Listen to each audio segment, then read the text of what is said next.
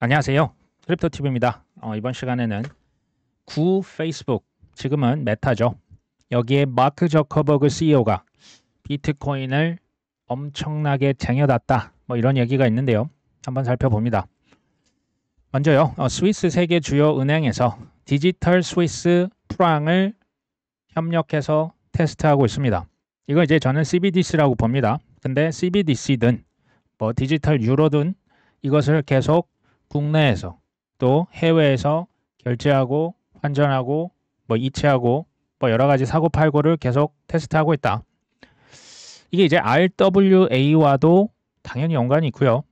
중요한 것은 미래는 어떻게 간다? 디지털화 되는 거죠. 종이돈이 거의 수명이 뭐 끝나기 직전이라고 보시면 될 것 같습니다. 자, 블랙록의 비들 펀드 있죠. 온도 파이낸스로 42.5만 달러면 우리 돈으로 한 5억 7천만 원 정도밖에 실은 안 됩니다. 그리고 그 전에도 한 3, 4억 정도 보냈다. 이걸 보시고도 뭐야 이거 3억, 4억, 5억 블랙록 치고는 뭐 이거밖에 안 샀어? 라고 하실 수 있는데요. 이거는 테스트하는 겁니다. 지금 뭘 테스트합니까? 뭐 물건 팔려고 이것저것 사보고 팔아보고 이체해보고 테스트하는 거거든요. 미국의 국채가 주 상품이라고 보시면 되겠죠. 참고로 블랙록에서 뭔가를 추진한다, 이미 행동하고 있다, 그냥 글로벌 합의가 이미 끝났다라고 보시면 됩니다. 비트코인 마찬가지고요. RWA, 블랙록이 밀고 있다, 이더리움이요. 그냥 의심을 안 하시는 게 전 좋다라고 말씀드립니다. 지금 블랙록, 온도 파이낸스, 뭐 시큐리타이즈 이 회사들이 협력해서 RWA를 하고 있죠. 제일 먼저 미국의 국가부채, 미국의 빚 아무도 안 사주니까 기가 막히게 팔려고 하는 거겠죠. 블랙록이 비트코인, 이더리움만 팔까요? 미국 국채만 지금 테스트하고 있는데 미국 국채만 팔겠습니까? 천만의 말씀입니다. 레리 핑크 회장이 이런 얘기 했었죠. 전 세계 모든 것은 토큰화 될 것이다. 전 세계 모든 것을 다 블록체인 위에 얹혀서 팔아 먹겠다. 이렇게 보시면 됩니다. 토큰화 귀금속 시장, 주로 이제 금이 되겠죠. 금을 뭐 우리가 이제 금은방 가서 뭐 이제 거래를 보통 하겠죠. 아니면 뭐 귀금속, 뭐 한국 거래소 이런 데 가서 할 수도 있는데 여기 보시면 이제 금을 그러니까 귀금속을 토큰화한 시장이 이제 10억 달러. 이게 우리 돈으로 하면 약 1.3조 원이거든요. 전체 금 시총의 2만 분의 1에 불과합니다. 정말 초기 중에 초기입니다. 기회가 굉장히 크게 남아있는 거죠. 여기서 포인트는 뭔지 아십니까? 테더 골드, 이거 스테이블 코인입니다. 팍소스 트러스트, 마찬가지죠. 자산 토큰 할 때 제일 많이 쓰이는 화폐가 뭐다? 단연 스테이블 코인입니다. 스테이블 코인 그들이 만들었죠. 스테이블 코인 많이 쓰겠죠. 스테이블 코인 많이 더 찍어서 전 세계 뿌리겠죠. 그러려면 자동적으로 뭘 사야 된다? 미국의 국가 부채인 국채를 사야 됩니다. 국채를 담보로 뭐 하겠다? 돈 찍어 내겠다는 거예요. 사이클이 존재합니다. 앞으로 5년, 6년 이 하락장이 뭐 안 올 것이다? 아닐 겁니다. 사이클 분명히 존재할 겁니다. 근데 중장기적으로 봤을 때 주식과 코인과 이런 그 대표적인 자산 시장이 꾸준히 우상향할 것이라고 하는 것은 돈을 누군가 계속 찍어내기 때문일 가능성이 높죠. 가격 좀 떨어졌다고 코인판이 끝났다 라고 생각하시지 않으셨으면 하는 바람에 계속 말씀드리는 거죠. 자, 바이베트는 중국계 거래소거든요. 여기에서 세계 최초로 이슬람 계좌를 출시했다. 세계 최초 이슬람 계좌, 초창기에는 이슬람의 율법인 샤리아를 준수하는 75개 코인부터 팔겠다. 이게 아시는 분은 아시겠지만 이 뮤슬림들은요, 뭐 중동도 있고 동남아도 있고 아프리카도 있습니다. 전 세계 인구가요 무려 20억 명에 달합니다. 특히 이제 소위 말하는 신흥국, 개발도상국이 많아요. 2030 세대가 굉장히 많습니다. 포인트는 뭔지 아십니까? 이슬람권에서는요, 이게 종교적인 이유로 코인을 사고 파는 것을 굉장히 금기시했습니다. 사우디아라비아부터 해서요, 이게 율법에 좀 어긋나는 부분이 있어요. 사실상 뭐 공식 금지는 아닌데 사실상 금기시화한 거죠. 근데 지금 바이비트가 그러면 이제 율법을 이제 그 관련 샤리아 자문 업체 전문가의 도움을 받아서 현지에 맞게 고친 거예요. 그래서 코인을 팔고 있는 겁니다. 이거 어마어마한 겁니다. 인도네시아, 말레이시아, 사우디, 뭐 오멘, 예멘, 파키스탄, 저희 뭐 아프리카에도 인구들 뭐 걸핏하면 억이 넘어가거든요. 그 시장을 지금 뭐 한다? 뚫고 있다라는 거예요. 그 지금 바이낸스도 저 나이지리아에서 굉장히 어려움을 겪는 게 나이지리아 시장을 포기를 못하는 겁니다. 인도네시아, 우리나라 하다못해 업비트도 인도네시아 법인이 있는 거 혹시 아십니까? 젊은 인구층들이 이제 막 눈을 뜨고 있거든요. 이슬람 율법 전문가, 율법 학자가 되겠죠. 이 사람들 데려다가 이 이제 문제가 될 것을 다 이제 빼고 나서 코인을 팔고 있다. 이제 눈을 뜨고 있는 겁니다. 코인데스크에서 해리스가 대선 전 코인 정책 발표 가능성이 굉장히 낮을 것이다. 근데 이제 얼마 전에 자기가 대통령이 되면 코인과 같은 혁신 기술을 장려할 것이라고 했는데 이 기사는 이제 좀 부정 보도죠. 이보다 더 파급력 있는 메시지, 구체적인 알맹이는 대선 전에 발표 안 할 것이다. 지금 이런 얘기입니다. 근데요. 이런 주요 언론의 모든 이거는 행동이 아니죠. 지금 말이거든요. 그대로 받아들이면 되겠습니까? 안 됩니다. 해리스의 코인 정책 대선까지 뭐 별 볼 일 없을 거야. 그럼 제가 여기서 질문을 하는 거죠. 대선 전에 정책을 발표하지 않는다고 해서 당선이 된 다음에 지금 칭코인을 이미 지금 강력하게 얘기했지 않습니까? 그럼 뭐 그 정책이 뭐 달라질까요? 전 아니라고 보거든요. 트럼프는 지금 대선 전인데 정책 뭐 일종의 정책을 발표했잖아요. 뭐 비트코인은 국가적 전략 자산이고 비축해야 되고 절대 팔지 않고 본인이 당선되면 첫날 게리 겐슬러를 그 이제 자르겠다 이런 얘기 했잖아요. 그러면 트럼프는 당선하면 그 말했던 거를 100% 다 추진할까요? 가봐야 알죠. 실은 가봐야 합니다. 그러니까 이게 뭐냐면요. 언론 플레이입니다. 이랬다 저랬다. 뭐 이렇게 뭐 친화적인 보도를 냈다가 바로 이제 뒤집는 발언. 그러니까 이제 코인을 살까 말까 하는 이제 그런 분들도 이런 거 보면 뭐야 이거 별거 뭐 다시 돌아서는 건가 하고 코인을 여전히 불신할 가능성이 있는 거죠. 계속 말씀드립니다. 트럼프든 해리스든 누가 되든지 코인은 상승한다. 트럼프 해리스가 아니고요. 그 뒤에 누가 했다? 금융 세력들이 올려놓을 겁니다. 스탠드 위즈 크립토 여기 이제 로비 단체죠. 친코인 로비 단체인데 얘네들이 트럼프는 코인 지지 1등급 A등급 해리스는 B등급 2등급이야 라고 평가를 하고 있습니다. 저번에 혹시 기억나십니까? 그 F등급은요 완전 반코인 완전 그 강경론자가 되겠죠. 반코인 인사가 선거에 나왔는데 이제 후보로 선출될 때 그 사람 반코인의 경쟁자에게 수십억을 쾌척해서 그 사람 떨어뜨렸던 거 혹시 기억나십니까? 지금 선거 활동을 이렇게 어떻게 보면 잔인하게 하고 있거든요.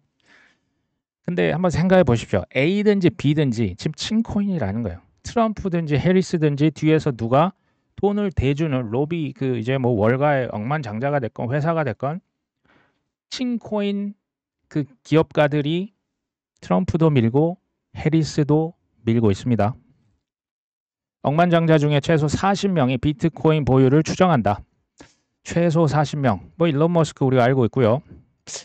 마크 저커버그 조금 의외입니다. 오라클이라고 하는 글로벌 IT 기업 창업자도 있고요. 뭐 창펑차오, 브라이언 암스트롱 뭐 이런 사람들이 있는데요.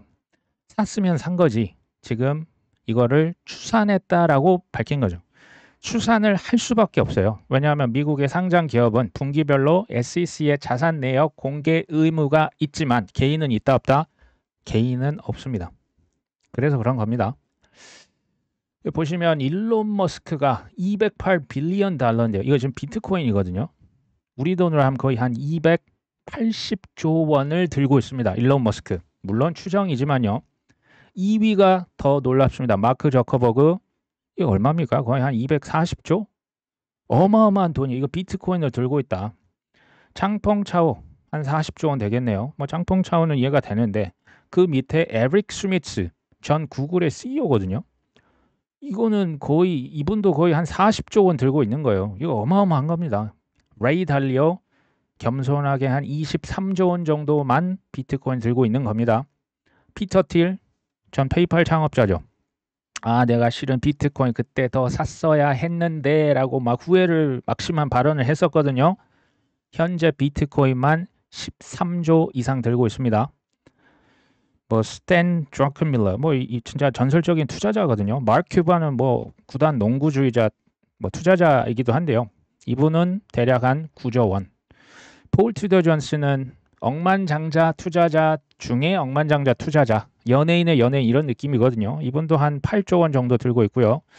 마이클 셀러, 그렇게 유명한 것처럼 하지만 마이크로 스트래티지 회사가 들고 있는 거지 본인은 지금 25위에 랭크가 되어 있습니다.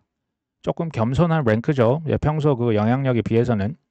그 다음에 매튜 로삭은 이번 제가 2015년도에 이제 연사로 그 행사 섭외하려고 했던 초기 투자자입니다. 비트코인 투자했는데 한 4조 원 정도 들고 있고요. 팀 드래퍼는 아시죠? 한 2.7조 원. 제이지는 힙합 가수입니다. 전 이분이 이렇게 많이 들고 있는지 상상도 못했거든요. 이분도 2.7조 원. 팀 쿡은 애플 CEO입니다. 이분도 겸손하게 1.3조 원 정도만 들고 있습니다. 근데 말이 270조지. 이거 비트코인만이거든요. 제가 알기로 일론 머스크는 비트코인, 이더리움, 도지코인까지 들고 있습니다. 다 합치면 얼마나 될까요? 어마어마할 겁니다. 메타의 마크 저커버그는 240조 원. 물론 이게 뭐 100% 명확하게 밝혀지지는 않았습니다. 근데 공통점이 뭔지 아십니까? 이들이요. 쉽게 말하면 코인 기업 대표들이 아닙니다. 레이 달리오요. 전통 금융의 투자 헤지펀드 매니저잖아요. 폴 투더 존스, 제이지, 여긴 가수고요. 마크 큐반 투자자, 뭐 농구 구단주거든요. 드렁큰밀러, 팀 쿡, 애플 CEO잖아요. 사실상 우리가 이들이 얼마를 코인에 투자했는지 알 수 있는 것은 사실상 불가능합니다. 왜냐하면 이들이 뭐 방송에 나와서 나 실은 몇 개 들고 있는데 라고 밝히지 않는 한 밝히겠습니까? 이거 밝히겠습니까? 잘못하면 소송 들어갈 수도 있거든요. 제 추정컨대 내년 진짜 상승장 오잖아요. 이들 중에 혹은 이들과 비슷한 네임밸류가 있는 큰 사람들의 코인 매수 내역, 보유 내역이 공개될 겁니다. 그때 포모를 과연 절제할 수 있는 사람이 몇 명이나 있을까요?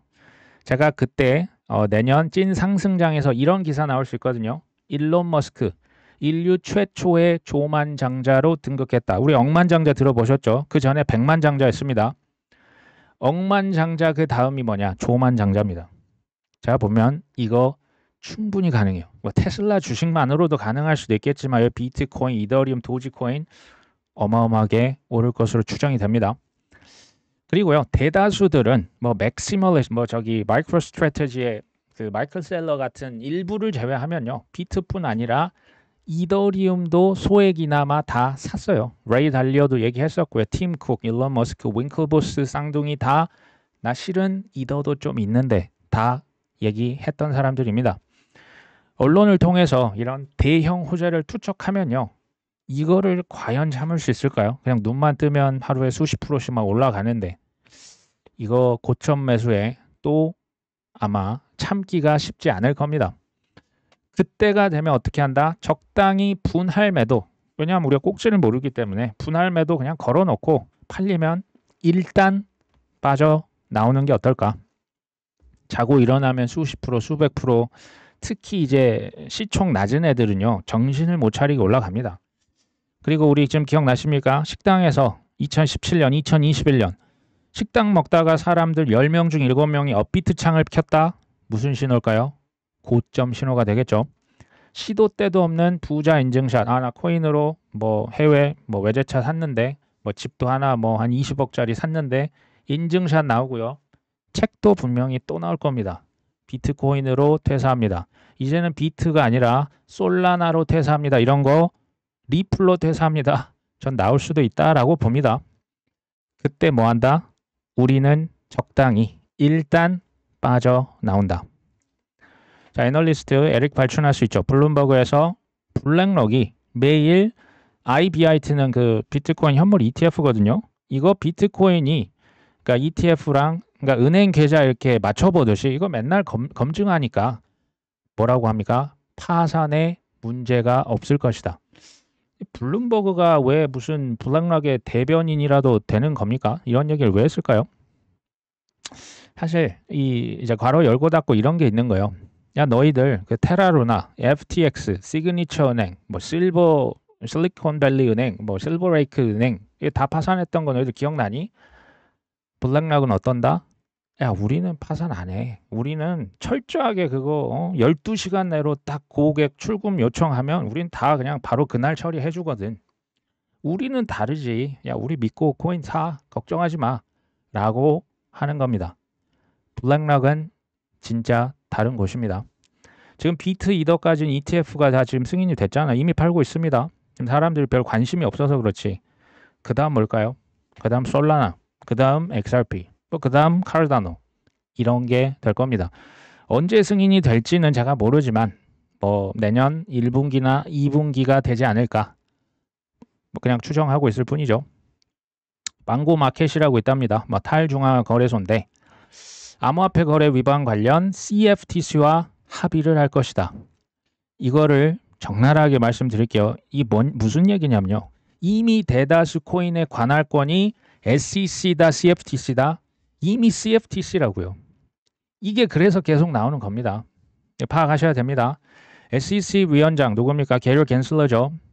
9월 25일 미국 상원 청문회 증언 예정이다. 주제는 SEC의 감독이랍니다. 제가 좀 한번 추정을 해볼까요? 아마도 양당 의원들에게 질타를 당하지 않을까 추정해 봅니다. 기다려 보면 알겠죠? 미국의 의원들, 여기서도 양당 상하원 의원들입니다. 양당이라면 민주당과 공화당을 의미하겠죠. 언제부터 민주당이 이렇게 코인 찬성에 앞장섰는지 기가 찰 노릇이긴 합니다. 어찌됐건 이 응호들이 모여서요. SEC에 편지를 썼답니다. 금융기업의 코인 보관 의무 회계 지침 SEP 121 폐지시켜라. 초당적 공동 결의안이다. 우리는 이견이 없다. 지금 우리나라는 사실 민주당과 국민의힘이 으르렁 됩니다. 근데 미국은 하나가 됐네요. 초당적 결의안이랍니다. 명확한 메시지를 전달했답니다. SEP 121 좋은 말로 할 때 철회해라. SEP 121 철회하면 쉽게 말해 미국의 대형 은행들이 코인 보관이 되고요. ETF가 엄청나게 불티나게 팔려 나간다. 그런 얘기가 됩니다. 이제 그 스탠다드 차트였네요. 이번이 내년에 SEP 121 회계 지침이 폐지될 것이다. 저도 적극 동의합니다. 이거는 눈속임입니다. 꼭 뭐 리플 소송처럼 이렇게 계속 이렇게 뭔가 씌워놓은 건데요.